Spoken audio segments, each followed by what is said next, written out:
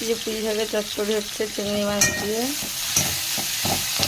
আপনারা কীভাবে রান্না করেন কিন্তু আমি এই যে ফোড়ন দিয়েছি লঙ্কা পেঁয়াজ আর পাঁচফোড়ন তেলে দিয়ে দিয়েছি। তারপরে যে মাছগুলো নেড়ে নিচ্ছি।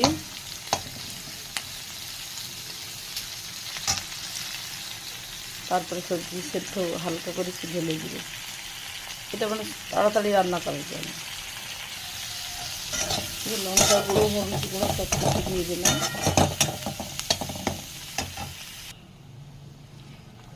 এই যে সব সবজি দিয়ে দিয়েছি, বেগুন আলু গাজর কুঁদলি আর এই যে পুঁই শাক পুঁই ডাঁটা দিয়ে চিংড়ি মাছ দিয়ে চচ্চড়ি বানাচ্ছি।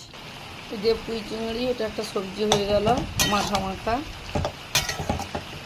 একটু একটু কাঁচা তেল দিয়ে দিব, সবজি মশলা থাকলে সবজি মশলা দিয়ে দেবো, ব্যাস এই দিয়েই ভাত খাওয়া, আর কিছু চাই না। এই যে পুঁই শাকের চচ্চড়ি হচ্ছে চিংড়ি মাছ দিয়ে। আপনারা কীভাবে রান্না করেন কিন্তু আমি এই যে ফোড়ন দিয়েছি লঙ্কা পেঁয়াজ আর পাঁচফোড়ন তেলে দিয়ে দিয়েছি। তারপরে যে মাছগুলো নেড়ে নিচ্ছি।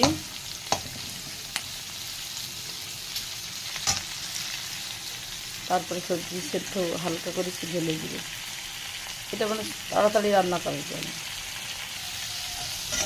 লঙ্কা গুঁড়ো হলুদ গুঁড়ো সব কিছু দিয়ে দিলাম।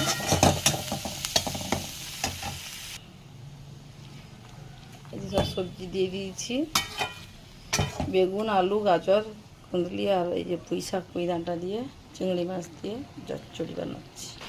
এই যে পুঁই চিংড়ি এটা একটা সবজি হয়ে গেল মাখা মাখা। একটু একটু কাঁচা তেল দিয়ে দিব, সবজি মশলা থাকলে সবজি মশলা দিয়ে দেবো, ব্যাস এই দিয়েই ভাত খাওয়া, আর কিছু চাই না।